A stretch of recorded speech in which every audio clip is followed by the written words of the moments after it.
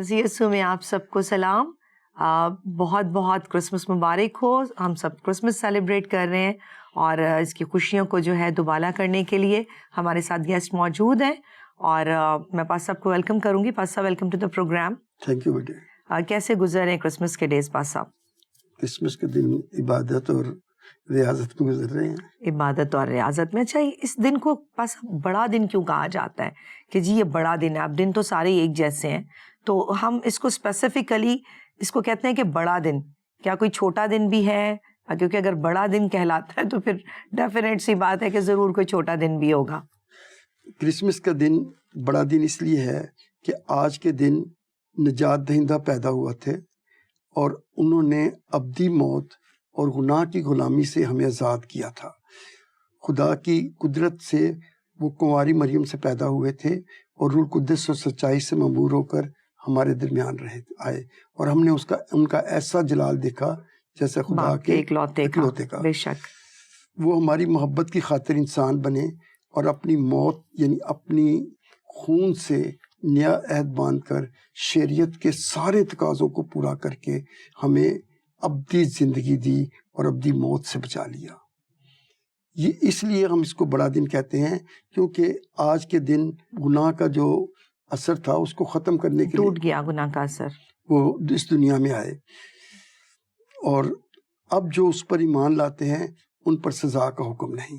آمین. تو اس لیے ہم اس کو بڑا دن کہتے ہیں اور اس سے بڑا کوئی پیغام ہو نہیں سکتا کیونکہ انسان تو فانی ہے، اس کو ایک دن مرنا ہے اور جب مرنا ہے تو پھر ہمیں خدا کے سامنے بھی پیش ہونا ہے. جب خدا کے سامنے جائیں گے تو ہم تو گناہ گار ہیں اور خدا تو ایک گناہ کو بھی پسند نہیں کرتا. بالکل. تو جب خدا ایک گناہ کو بھی نہیں پسند کرتا تو ہماری زندگی میں تو بہت سے گناہ ہوتے ہیں کیونکہ ہم خیال بات اور کام میں اکثر گناہ کرتے ہیں. بالکل. تو اس لیے جب ہمارے گناہوں کا وہ فدیہ اس نے دیا تو اس نے ہمارے گناہوں کو اٹھا لے گیا.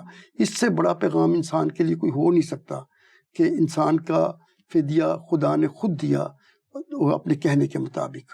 آمین. بس اب بڑی اچھی خوبصورت سی آپ نے بات کر دی اس خوبصورت سے موقع پر کہ خدا نے اپنے کہنے کے مطابق ہمارا فدیہ خود دیا. یہ تو ایک گفٹ کی بات ہوگی کہ جیسے یوں کہہ لیں کہ جو گفٹ ہوتا ہے اس کی کوئی قیمت نہیں ہوتی، وہ بس آپ کو ملتا ہے اور آپ نے اس کو ریسیو کرنا ہے.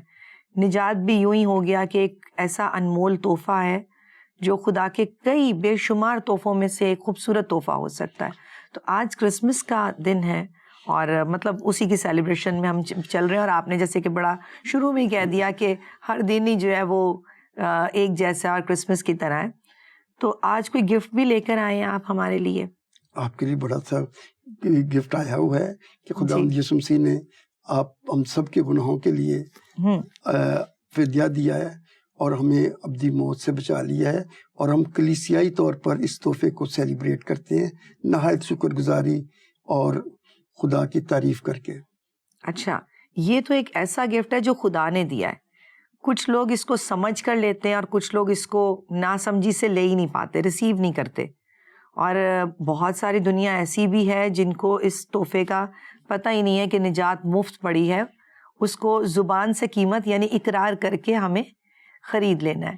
تو یہ تو وہ تحفہ ہے جو سب تحفوں میں میرا خیال ہے سب سے بڑا تحفہ، اور کرسمس پر اس سے بڑا کوئی تحفہ ہو نہیں سکتا. اس سے بڑا پیغام بھی کوئی نہیں ہو سکتا کہ یسوع مسیح خود ہمارے خدا ہوتے ہوئے ہمارے گناہوں کے لیے کفارہ دینے کے لیے آئے. جی. اچھا، کفارہ دینے کی کیوں ضرورت پڑی؟ کفارہ دینے کی اس لیے ضرورت پڑی کہ انسان جو تھا یہ خود اپنے گناہوں سے کبھی بھی چھٹکارا حاصل نہیں کر سکتا تھا. آپ نے مگر آموس کی کتاب کے 4 باب کی 4 آیت میں پڑھا ہو کہ وہاں لکھا ہوا ہے کہ وہ بیتیل میں جاتے تھے تو گناہ کرتے تھے، جلجال میں آ کر کثرت سے گناہ کرتے تھے اور پھر ہدیے دیتے تھے، رضا کی قربانیاں چڑھاتے تھے، روزے رکھتے تھے. تو اس طرح انہوں نے گناہ اور ثواب کو دونوں کو مکس کر لیا تھا، اس کو ایکول کرتے تھے کہ ایک ٹائم کر لو دوسری ٹائم پے کر دو، ایک ٹائم کر لو اور پے کر دو. اس لیے خدا کہتا ہے کہ میں ان کے ہدیوں سے، ان کے چڑھاؤں سے، ان کی نذرانوں سے بیزار ہوں. تو جب خدا ہماری قربانیوں سے بیزار ہو جائے گا تو پھر تو کوئی ہمارا فدیہ کارآمد نہیں ہوگا، نہ قربانی نہ کچھ اور، کیونکہ انسانی فطرت میں گناہ تھا۔ اور پھر گناہ اس کے لیے ضروری تھا کہ ایسی قربانی دی جائے جو ہر قسم کے نقص سے پاک ہو، تو ایسا انسان تو کوئی ہو ہی نہیں سکتا تھا۔ تو پھر خدا کیونکہ ہمیں پیار کرتا ہے، اس لیے اس نے اپنے بیٹے کو بھیجا کہ وہ ہمارے گناہوں کی خاطر اپنی جان دے، اور اتنا بلکہ ضرور سے زیادہ فدیہ مہیا کرے۔ بالکل، کیونکہ دیکھا جائے تو اگر ساری کائنات جو ہے یہ تو خدا نے انسان کے لیے بنائی، کیونکہ جب خدا نے انسان کو بنایا تو خدا نے کہا کہ ہر چیز پر انسان جو ہے وہ اختیار رکھے۔ ہمارا اختیار تو فطرتاً ہر چیز پر ہے، اور جب اختیار رکھتے ہیں تو ایسے کیسے ہو سکتا ہے کہ باغ عدن میں گناہ کے بعد ہم جب نکالے گئے تو خدا کا کوئی منصوبہ ہی نہ ہو؟ تو انسان اس بات سے کیوں کر قاصر ہے کہ انسان سمجھ ہی نہیں پاتے کہ ایک بار اگر ہم نکالے بھی گئے ہیں تو خدا نے ہمیں کسی اور شے کے طرح تخلیق نہیں کیا۔ ہمیں کسی بھی چیز کی طرح خدا کہتا کہ انسان بن جا تو انسان بن جاتا، جیسے کہ جانوروں کو اور بشر کو خدا نے بڑی کثرت سے بنایا، لیکن انسان کو محبت سے اپنے ہاتھوں کی کاراگری سے بنایا اور اپنی جان ہمارے اندر ڈالی۔ اب اتنی محبت کرنے والا خدا کیا اس ویٹنگ میں تھا کہ ابلیس آئے، ہمیں بہکائے، ہم گناہ کریں اور ہمیں باغ عدن سے نکال دے؟ تو کیا کہیں گے آپ خدا کے اس خوبصورت منصوبے کے بارے میں جو ہمیں اس نے بچانے کے لیے کیا، جیسا کہ ابھی آپ بتا چکے ہیں، لیکن اگر اس کو آپ تھوڑا اور ڈیٹیل میں بتائیں، کیونکہ موقع ہے، جب ہمیں زندگی میں موقع ملتا ہے تو ہم اس کی طرف موو کرتے ہیں۔ آج ہمارے پاس یہ خوبصورت دن ہے کہ کرسمس کو ہم منائیں، تو کرسمس کو ایسا نہ ہو کہ ہم دنیاوی تحفے ہی لے دے کے منا ڈالیں اور اچھے کپڑے اور اچھے کھانے، خوراک ہی ہمیں خوش کرتی رہے۔ تو کیا کہیں گے آپ کہ کیا خدا کا خالص منصوبہ کس طرح سے وہ اس نے ٹیک پلیس کیا ہم سبوں کی زندگی میں، نہ صرف مسیحوں کی بلکہ میرا خیال ہے کل جہان کے لیے یسوع مسیح دنیا میں؟ کیا کہیں گے آپ اس کے بارے میں؟ دیکھیں بیٹے، خدا نے انسان کو جب بنایا تو بنانے سے پہلے خدا نے دنیا کو اس کے رہنے کے قابل بنایا، سورج، چاند، ستارے بنائے، جانور بنائے اور پودے اگائے تاکہ اس کے لیے خوراک بھی مہیا ہو، اس کے لیے توانائی بھی ہو۔ بالکل، خدا نے انسان کے لیے سب کچھ مہیا کیا، لیکن انسان جو تھا اس نے ان سب اچھی چیزوں کے باوجود خدا کے ایک ہی حکم کو، جس میں کہا گیا تھا کہ تم اس درخت کا پھل نہ کھانا، اسی کو کھا کر انہوں نے خدا کی رفاقت کو چھوڑ دیا، کیونکہ خدا ہمیں پیار کرتا تھا، اور اس پیار کی وجہ سے اس نے کیا کیا، اس نے ہمیں باغ عدن سے جب نکالا تو پھر ایسے نہیں نکال دیا کہ وہ آدم نے پتہ کیا کہا تھا کہ ہم اس لیے چھپے کہ ہم ننگے تھے، اور پھر انہوں نے پتوں سے کچھ لباس بنایا جو عارضی تھا۔ بہت ہی عارضی ہوگا پتوں کا لباس، تو پتے جلدی سوکھ جاتے ہیں۔ تو خدا نے کیا کیا کہ ان کے لیے چمڑے کے کپڑے بنائے۔ اس کا مطلب ہے کہ خدا نے اپنی رفاقت ان سے ترک نہیں کی تھی۔ اور میں نے آپ کو ایک دفعہ پہلے بھی شاید یہ بات بتائی تھی کہ خدا نے انسان کو اپنی شکل پر بنایا تھا، اور اس کو بنا کر اس میں اپنا دم پھونکا تھا۔ میں یہ کہنا چاہتا ہوں کہ جب ہم اس کی شکل پہ بنے ہوئے تھے تو اس کا مطلب ہے کہ لوگ شکل پہ ہیں، تو اس کا مطلب ہے کہ پہلے خالق ہماری شکل جیسا تھا، تو پھر خدا نے تخلیق ہمیں اپنے جیسا کیا، اور تاکہ وہ ہم سے رفاقت رکھ سکے۔ تو اسی رفاقت کو رکھنے کے لیے وہ ہمارے کاموں سے مایوس نہیں ہوا، اور اگر مایوس ہو جاتا تو ہمیں باغ میں سے نکالتا نہیں، بڑی محبت کی وجہ سے اس نے نکالا۔ آپ سمجھتے کہ باغ عدن سے نکلنا ہمارے خدا کی محبت تھی؟ نہیں، بظاہر دیکھا جائے تو برا ہی لگ رہا ہے، اچھا تھا، گارڈن میں کچھ کرنا نہیں پڑتا تھا، بس باغبانی کرنے کو کہا تھا، اور نہ تو انسان کوئی ہل چلاتا تھا، اور بظاہر تو دیکھیں پاس صاحب دل کی بات ہے کہ اچھا ہی تھا، باغ عدن میں رہ جاتے تو بہتر ہی رہتے، باہر نکل کے تو بڑے کانسیکوینس کا سامنا کرنا پڑا۔ خدا نے کہا کہ دیکھو آدم نیک و بد کی پہچان میں ہم میں سے ایک کی مانند ایک ہو کی گیا. مانند ہو گیا ہے. ٹھیک ہے. جب وہ ہم میں سے ایک کی مانند ہے تو پھر وہ کیا کر سکتا ہے کہ حیات کے درخت میں سے بھی پھل لے کر کھا کھا سکتا ہے. سکتا ہے. جب وہ حیات کے درخت سے پھل لے کر کھا لیتا تو پھر کیا ہوتا؟ پھر وہ شیطان پھر بن مرتا جاتا. ہی نہیں. پھر مرتا نہیں. پھر اس کو بدن میں سزا بھی نہیں دی جا سکتی تھی کیونکہ گناہ کی سزا بدن میں دی جانی تھی. تو بدن میں سزا نہ دی جاتی تو پھر قربانی نہیں ہو سکتی، قربانی کا عمل نہیں ہو سکتی تھی کیونکہ پھر تو وہ شیطان بن جاتا اور قربانی اس کے لیے کسی کام کی نہیں رہتی، جیسے شیطان کے لیے کوئی قربانی نہیں ہے. تو پھر جب دنیا میں بہت وقت گزر گیا تو پھر خدا نے دانیل نبی کے کو فرشتوں کی معرفت پیغام دیا کہ خدا کا آئندہ کے لیے کیا منصوبہ ہے. تو خدا کا جو آئندہ کے لیے منصوبہ تھا وہ یہ تھا کہ وہ اپنے بیٹے کو اس دنیا میں بھیجے اور وہ اس دنیا کے گناہوں کا فدیہ دے کر پھر دوبارہ انسان کو اور خدا کو ملا دے. تو اس کے لیے کیا ہوا کہ جب گڈریے جو تھے وہ رومنز حکومت کے درمیان، جب رومنز ان پہ بہت زیادہ ظلم کرتے تھے تو گڈریے جو بھیڑ بکریاں چراتے ہیں وہ میدان میں بیٹھے ہوئے تھے تو ان کے اوپر کیا ہوا؟ نور چمکا، فرشتہ موجود ہوا اور فرشتے نے کہا کہ دیکھو میں تمہیں بڑی خوشی کی بشارت دیتا ہوں. یہ دانیل کے بتائے ہوئے ٹائم ٹیبل کے مطابق تھا. تو فرشتے نے جب خوشخبری سنائی تو انہوں نے خوشخبری کو قبول کیا اور اسی وقت وہ چلے گئے. اور ساتھ ساتھ ایک اور بھی واقعہ ہوا کہ ایک بہت روشن ستارہ دنیا کے اوپر چمکا اور وہ وقت تھا جس وقت یہ جو ستاروں کا علم جانتے تھے وہ اس وقت مجوسی اس وقت ان کا اس وقت کافی علم جو تھا وہ بلندیوں کا تھا. تو انہوں نے جب وہ دیکھا ستارہ تو ان کو یہ پتا لگا کہ کوئی بہت بڑا بادشاہ پیدا ہوا ہے. تو یہودی سب سے بڑا اس وقت قوم تھے تو ان کو یہی پتا لگا کہ یہودیوں کا کوئی بادشاہ پیدا ہوا ہوگا.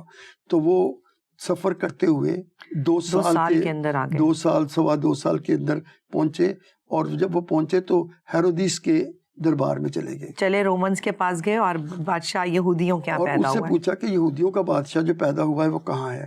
تو اس نے کہا کہ جو یہودیوں کا بادشاہ پیدا ہوا ہے وہ تو بڑی عجیب بات ہے کہ یہودی تو ان کے مخالف تھے. تو اس نے فوراً ان کو فقیہ اور فریسیوں کو بلایا تو انہوں نے بولا یہودا کے بیت لحم میں. تو اس نے چلاکی سے ان کو کہا کہ تم جاؤ اور سجدہ کرو اور جب واپس آؤ تو مجھے بھی بتانا تاکہ میں بھی اسے سجدہ کروں. تو یہ جو ستارہ نظر آنا یہ جو سارے فیکٹس ہیں اور حقیقت کو تو جھٹلا ہی نہیں کوئی سکتا. اور وہ حقیقت اور اس وقت کے مورخین نے اس ستارے کا ذکر اپنی کتابوں میں کیا ہے. پھر کیا ہوا کہ جب وہ فرشتے کی ہدایت پا کر مجوسی دوسری راہ سے چلے گئے اپنے نذرانے پیش کرنے کے بعد، تو جب دوسری راہ چلے گئے تو کیا ہوا؟ ہیرودیس نے کہا کہ انہوں نے ان سے مذاق کیا ہے تو اس نے بیت الحم اور اس کے علاقے کے سارے بچے مروا دیے اور یہ پیشن گوئی بھی تھی. اور یہ جو ظلم ہوا تھا وہ بھی اس وقت کی کتابوں میں درج ہے. اور ہم خدا کے کلام اور دنیاوی جو تاریخ ہے اس کو دیکھیں تو دونوں کمپیئر کریں تو بالکل سیم ہے، تصدیق ہوتی ہے، وٹنس ہو جاتی ہے وہاں سے. تو سارے بچے اس نے مروا دیے تھے اور یہ پیشن گوئی بھی تھی. جب گڈریوں کے اوپر فرشتہ نے آ کر ان کو پیغام دیا، بڑی خوشی کی بشارت دی، تو اس کے بعد ایک فرشتوں کا گروہ بھی وہاں سے گزرا جو گا رہے تھے کہ عالم بالا پر خدا کی تمجید ہو اور زمین پر جن آدمیوں سے راضی ہے صلح. تو بیٹے یہ جو واقعہ تھا یہ اتنا بڑا تھا کہ اس پر آسمان پر بھی خدا کی تمجید ہو رہی تھی، خدا کی تعریف ہو رہی تھی، لوگ خوشی منا رہے تھے کہ نجات دہندہ جو ہے وہ پیدا ہوا. اب انسان کے درمیان اور خدا کے درمیان جو دوبارہ رفاقت کوئی راضی نامہ بنے گا. اچھا بس آپ کی ان ساری باتوں سے ایک سوال دل میں اٹھتا ہے، یہ جو خدا جن کے ساتھ راضی ہے فرشتے گا رہے ہیں، اب آپ کسی بھی میں کہتی ہوں کامن اور خاص بندے سے پوچھ لیں کہ کیا خدا آپ کے ساتھ راضی ہے تو وہ کہے گا بے شک، میں کام ہی ایسے کرتا ہوں کہ خدا مجھ سے راضی ہے. فرشتے کیوں گا رہے ہیں کہ جن کے ساتھ خدا راضی ہے؟ کیا خدا کسی پرٹیکولر لوگوں کے ساتھ ٹائپ آف پیپل کے ساتھ راضی ہوتا ہے, اور ہمیں کیسے پتا چلے کہ خدا ہمارے ساتھ راضی ہے یا نہیں ہے؟ دیکھیں بیٹے, جو خدا کی مرضی پر چلتے ہیں خدا صرف انہی سے راضی ہوتا ہے, اور جو خدا کی مرضی پر نہیں چلتے وہ خدا ان سے راضی نہیں ہوتا. اما ہوا نے باغ عدن میں گناہ کیا تو وہ وہاں سے نکالے گئے, خدا ان سے راضی نہیں تھا, کیونکہ ایک ہی حکم تھا کہ تم اس درخت کا پھل ایک ہی توڑ دیا, ایک حکم ہی توڑ دیا, تو خدا ان سے راضی نہیں تھا.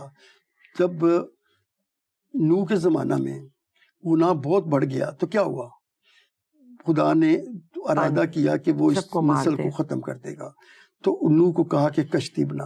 اور جب وہ کشتی بنا رہا تھا تو لوگ مذاق اڑاتے تھے کہ بابا اتنی بڑی کشتی بنا رہا ہے. تو وہ حکم کیا تھا, حکم صرف اتنا سا تھا کہ جو اس کشتی میں بیٹھے گا وہ بچ جائے گا.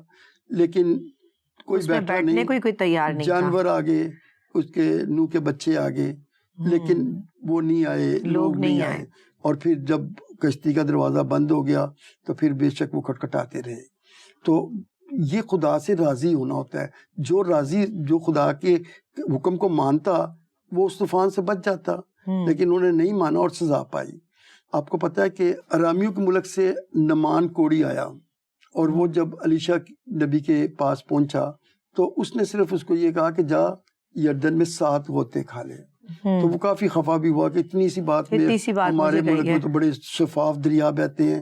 لیکن لوگوں نے جو اس کے ساتھی تھے انہوں نے کہا کہ معمولی سی بات ہے, یردن یہ 7 بحر ہے تو تم یہ 7 غوطے لگا لو. تو جب اس نے غوطے کھائے, خدا کی مرضی کو پورا کیا, تو پھر کیا ہوا, پھر وہ جب پانی سے باہر آیا تو وہ بچے کی مانند پاک صاف تھا.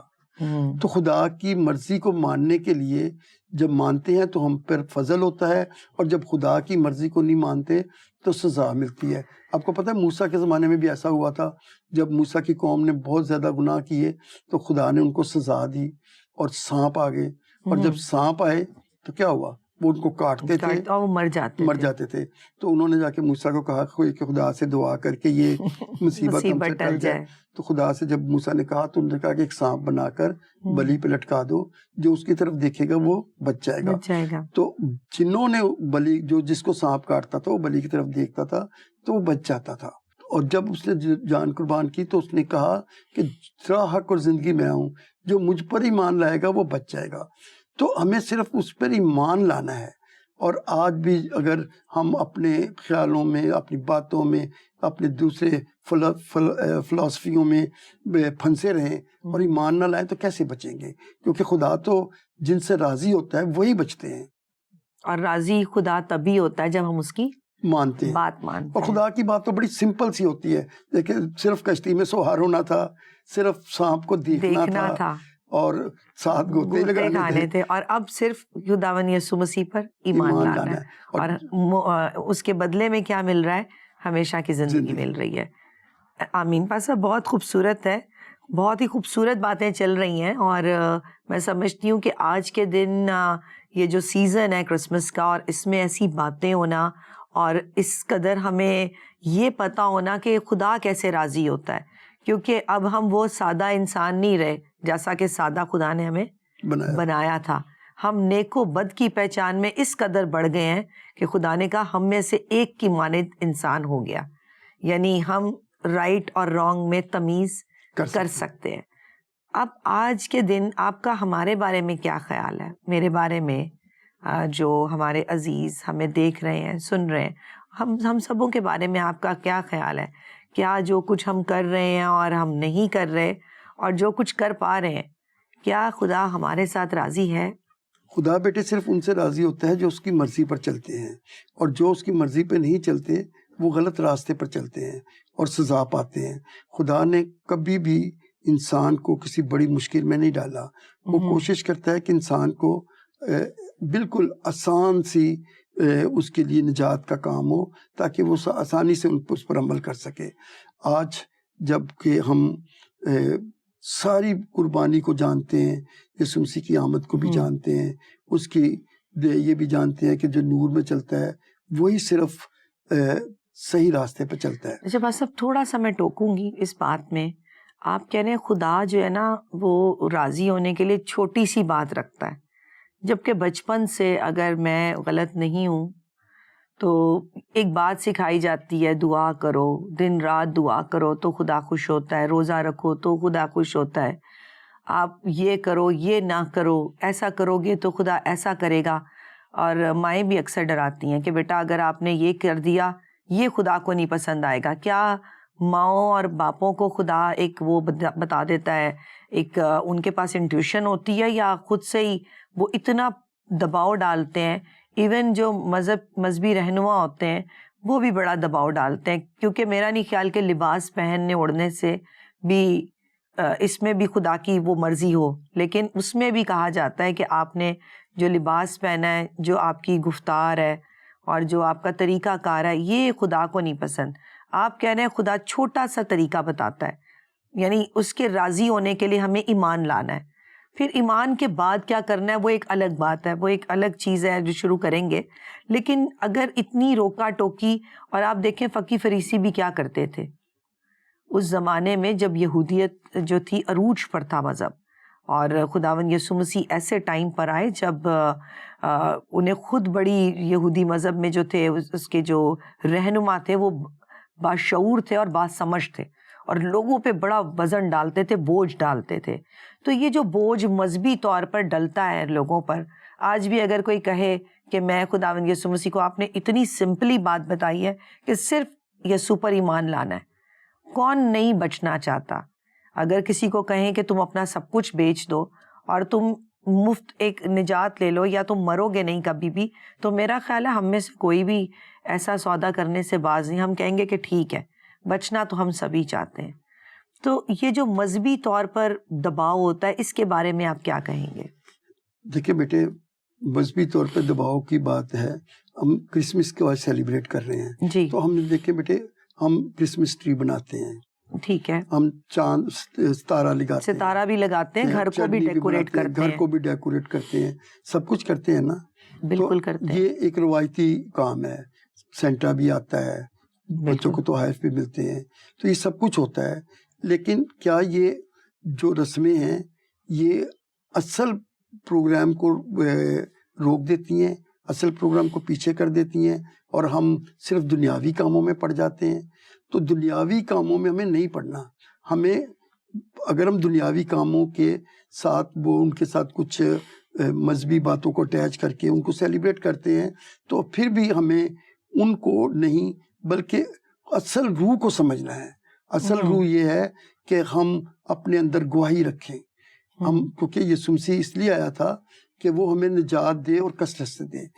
تو اگر ہمارا دل جو ہے وہ اس نجات کے قابل ہی نہیں ہے، تو پھر کیسے ہم یہ دنیاوی رسموں سے خدا، یسوع مسیح نے کہا تھا کہ جو مجھے اے خدا خدا کرتے ہیں ان میں سے سارے وہ خدا کی بادشاہی میں شامل نہیں ہوں گے. تو ہمیں خدا خدا کرنا یا وہ دنیاوی طریقے سے چلنا زیادہ ضروری نہیں ہے.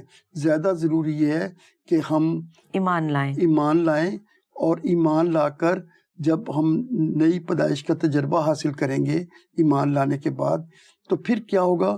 پھر روح القدس ہمارے اندر آئے گا، کیونکہ روح القدس وہ ہمیں انعام میں دیتا ہے.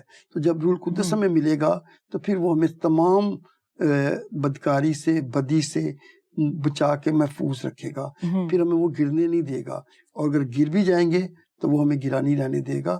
تو ہمیں چاہے ہم کرسمس سیلیبریٹ کریں یا ہم اپنی زندگی گزاریں.